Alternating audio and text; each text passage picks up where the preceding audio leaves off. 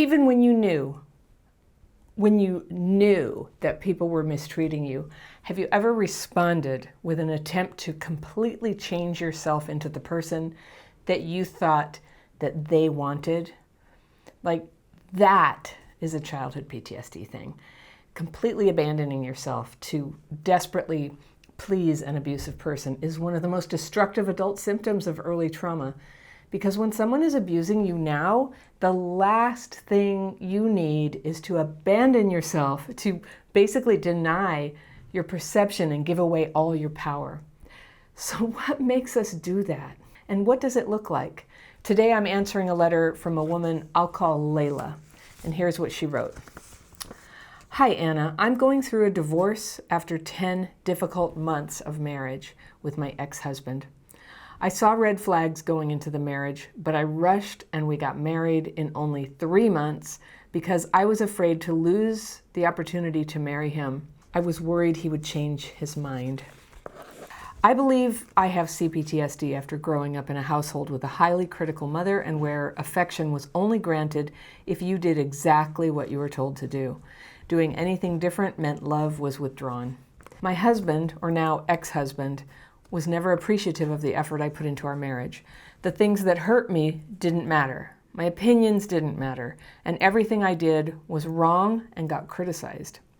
He constantly said that he could do better than being with me, that he deserves someone better since he's handsome and young. I didn't take this as a sign to leave. I took it as a sign to do more. Okay, I'm circling stuff because I'm going to come back and go through this letter after we go through it one time and talk about what you're saying here, Layla. After 10 months of marriage and 6 months of separation where I tried to reconcile with him, I committed to being more obedient, more respectful, more understanding, and kinder to his family, but he still wasn't satisfied. I felt abandoned and unwanted and worthless to him. So I wrote to Layla an email and just said, could you clarify about this obedient thing? That's kind of unusual. And she said, I practice Islam. I don't wear a hijab, but I do the 5 daily prayers. Islam helps me find peace, but it is very often used by some to manipulate others. I love my faith, and I would like to keep learning and practicing in a tolerant way that never makes others feel excluded. My Islamic values come from my parents. I learned Islam from them as a young child, but they didn't force me to practice. I decided to learn more about the faith on my own in university. I was born and raised in Canada. My ex grew up in the Middle East until he was 25. His family were quite judgmental and harsh with me for not practicing Islam the way they did. In their culture, women are expected to be obedient and quiet. They were highly critical of me and even told me I don't belong in the Arabic community since I was not born in the Middle East. I felt guilt and shame. After this difficult marriage, I still noticed myself wishing I had done something differently and said things differently, and then maybe it would have worked out. There were so many situations that I interpreted as abandonment. My ex-husband told me to pack a bag and leave the house, and when I left, I went to my parents' house, who then kicked me also out of the house because my mother was very angry that I wanted to work on my marriage and resolve things with him. When I left my parents' house, I went to stay in a hotel for 2 weeks until they told me it was okay to come back. I went back, and again my mother kept threatening me and emotionally abusing me until it became physically abusive. When she hit me, I didn't care about my head, and I didn't care that she hit me. I felt like I deserved all the pain that everyone was putting me through. I felt numb. I left their house willingly and paid my brother to stay with him. The divorce is finalized, and my mother and I don't keep in such close contact. I'm worried that I just stepped away from all the abuse, but if I were to encounter another abusive situation, I would very deeply believe I deserved it too. Can you please help me figure out how to heal from abandonment wounds and how to stop ruminating and judging myself for the mistakes I made that caused me to get kicked out of my ex-husband's house and by my parents? Thank you for your insight.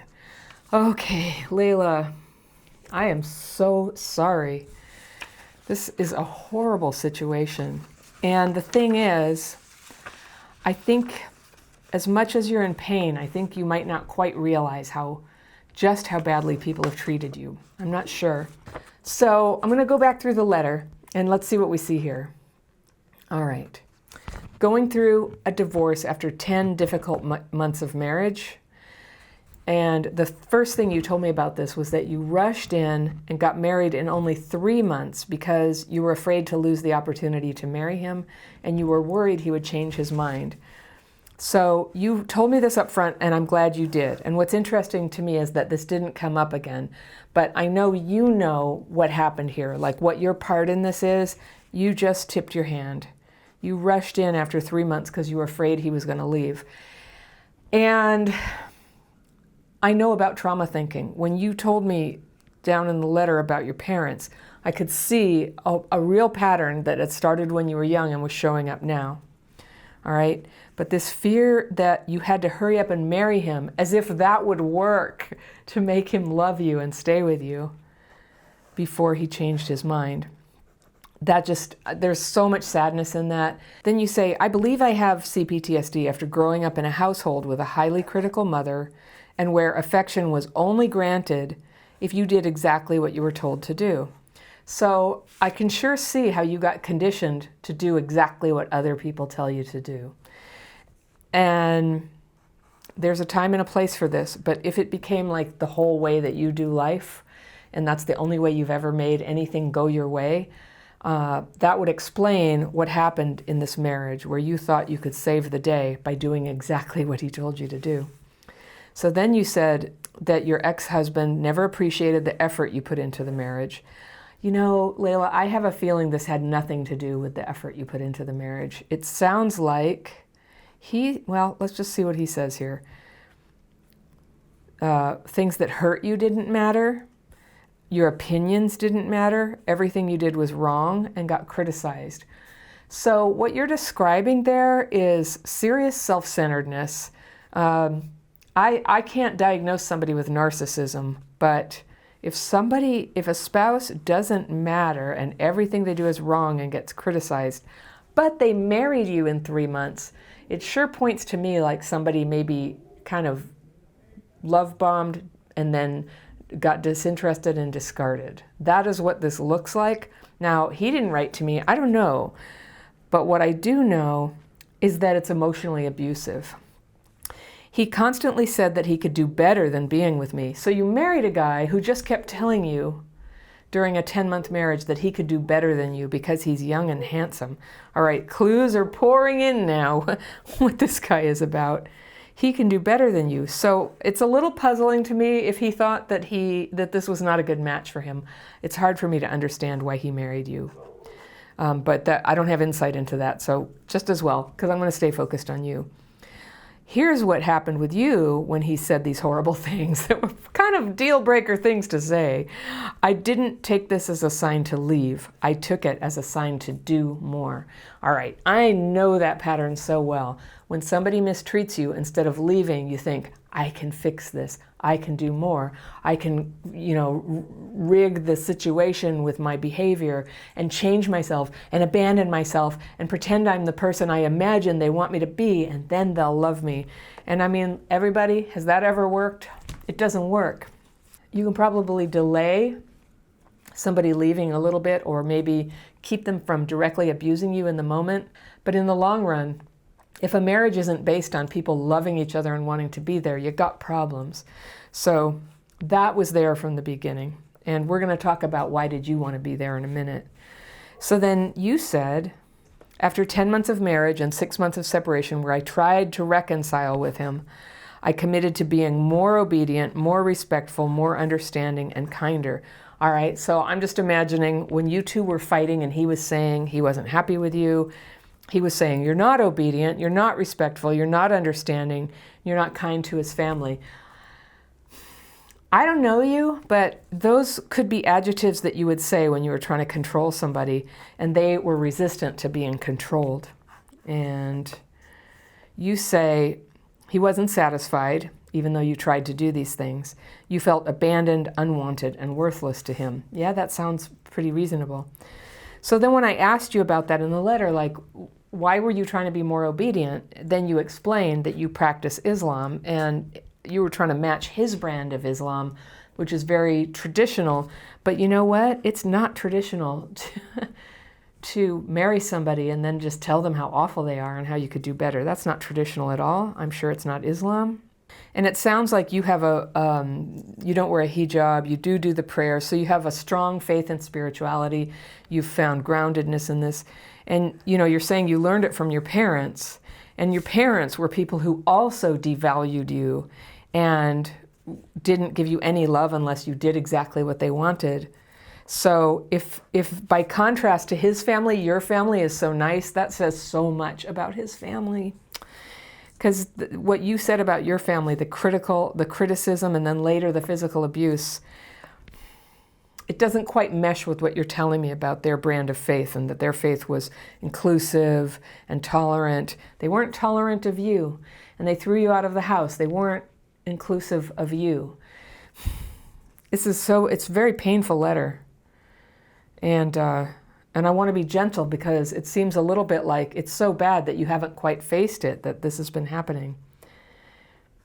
So you say, my Islamic values come from my parents, learned them as a young child. You weren't forced to practice, so you got to choose it, which is great.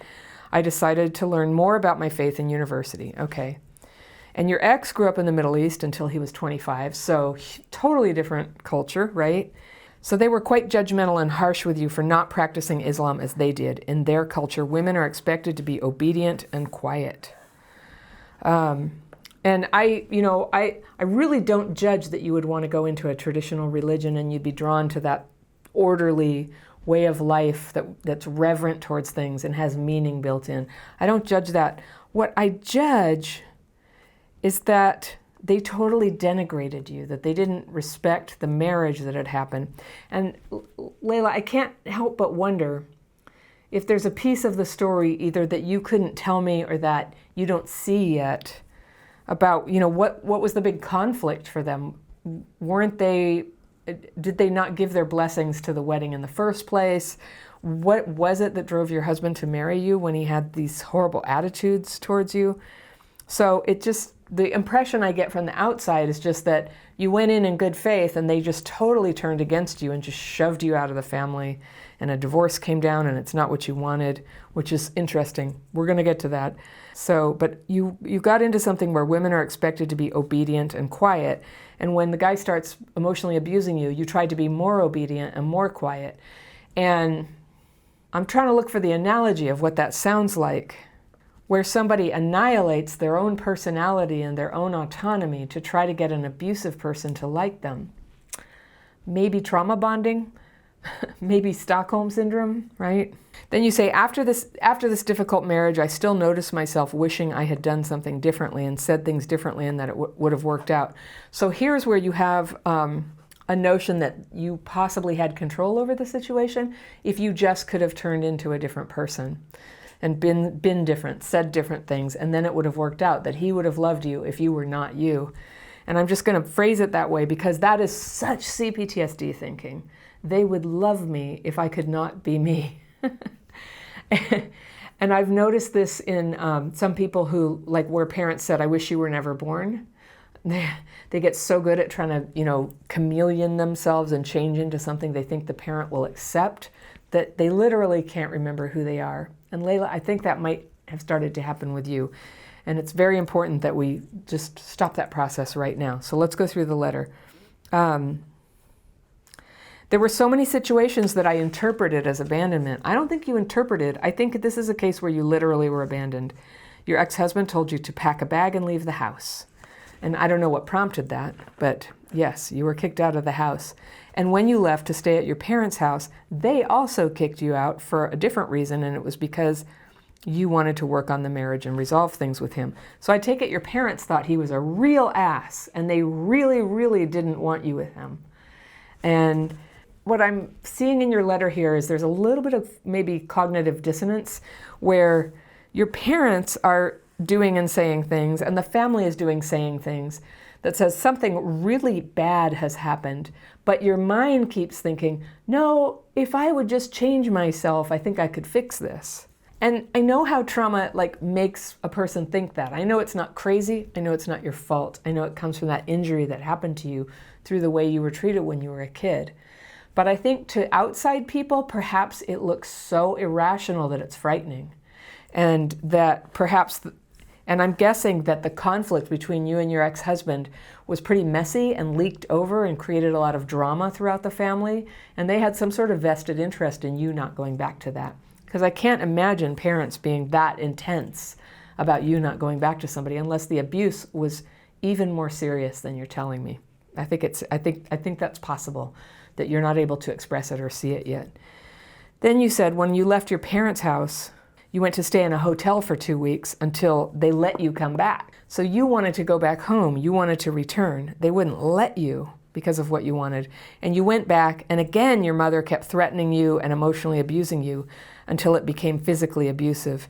Now this is, wow, that's really bad. I know what it is to have a loved one in an abusive relationship and to feel desperate to help them get out of it. It is very hard.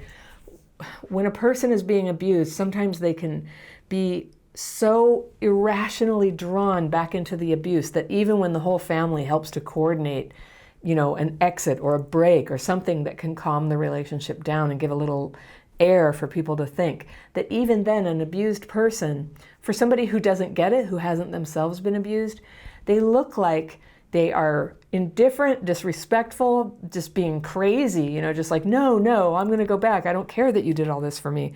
So I'm only trying to guess, why would your mother be so angry with you? This is to the point that she physically abused you. I'm not going to blame you for it. Something's wrong with anybody who does that. But I'm just wondering, what were her motives?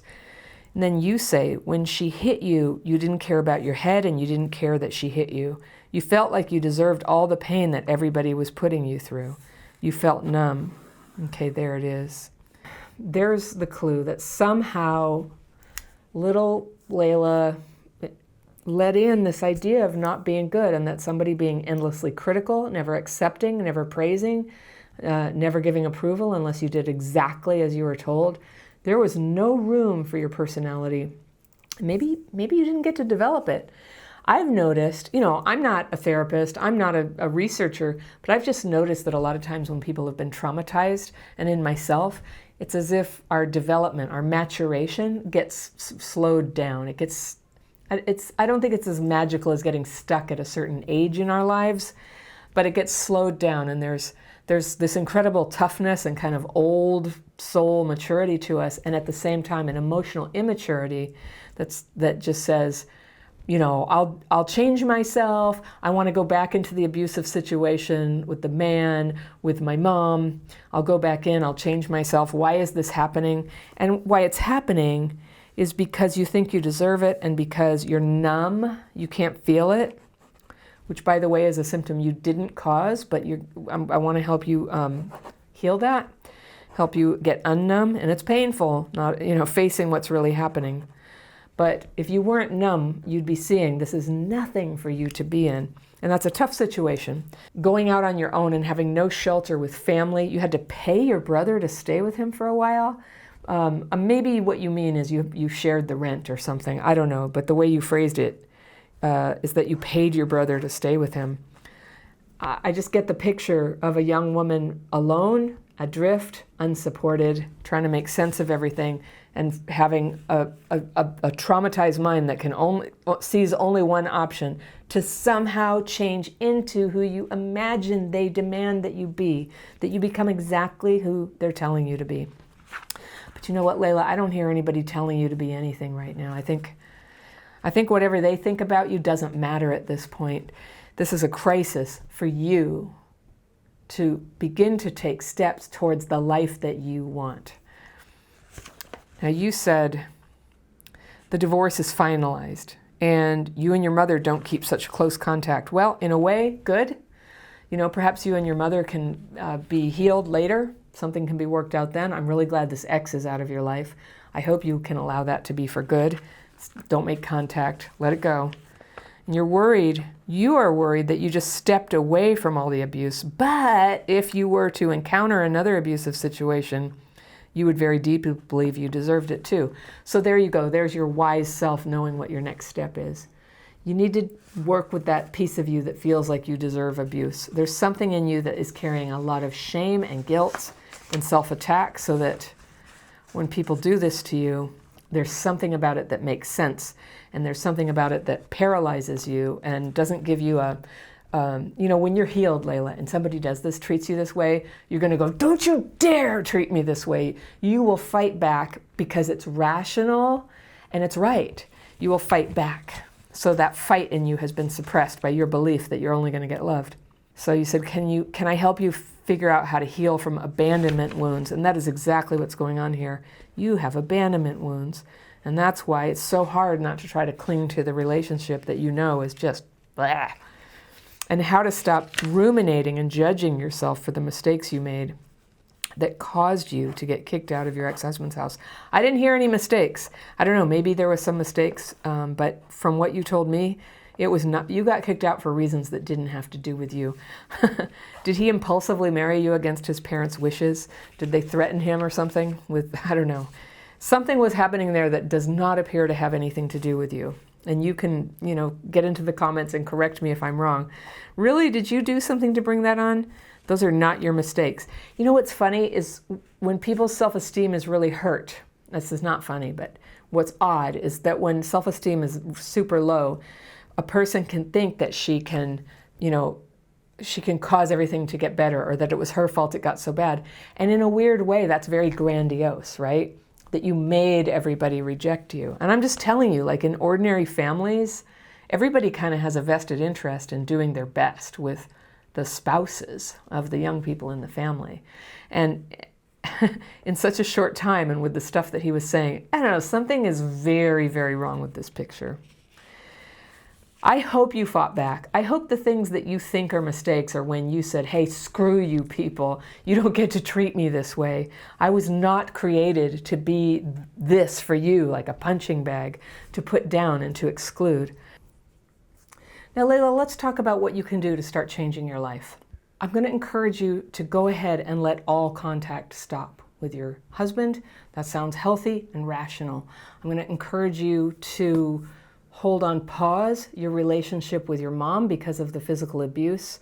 It sounds like she may have some best interest at heart for you, but right now that relationship sounds really harsh.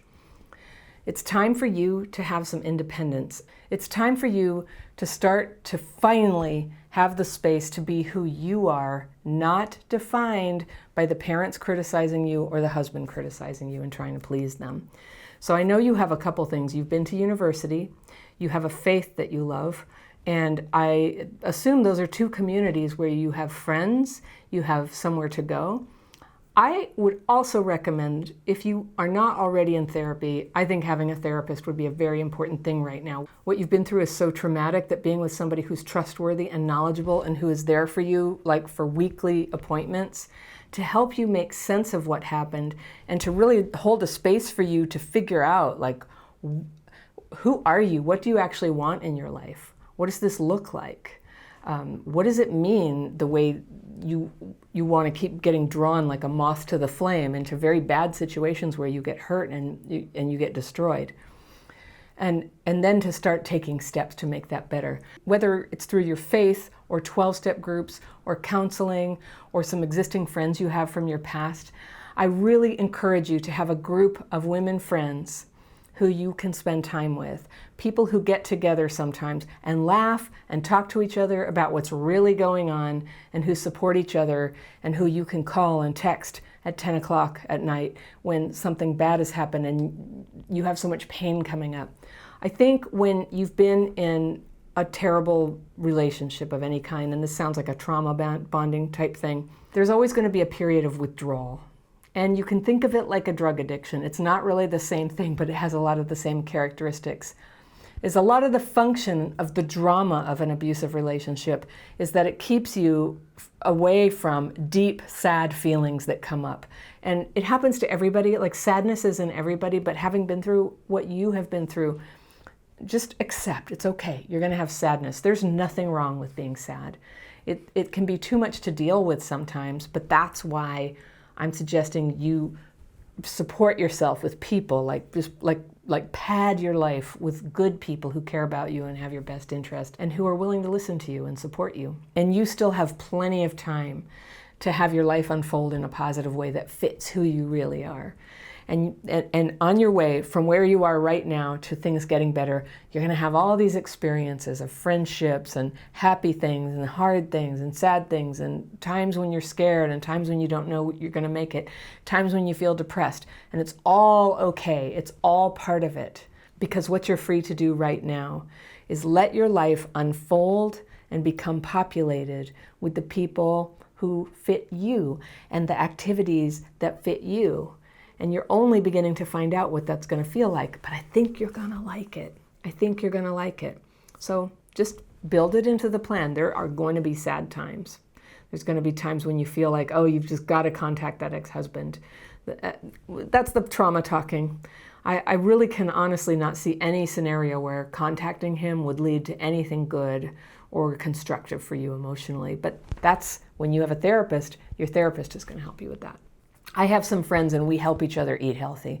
And we have a shared concept together called bunny slippers. And bunny slippers, I don't even own a pair of bunny slippers, but we tell each other, hey, bunny slippers. And that means put on your comfy slippers and treat yourself very gently today. When you're having a hard time, when you feel like you can't get through something, bunny slippers, all right? I would love for you to come take my free course, The Daily Practice. It's always linked down below in the description section.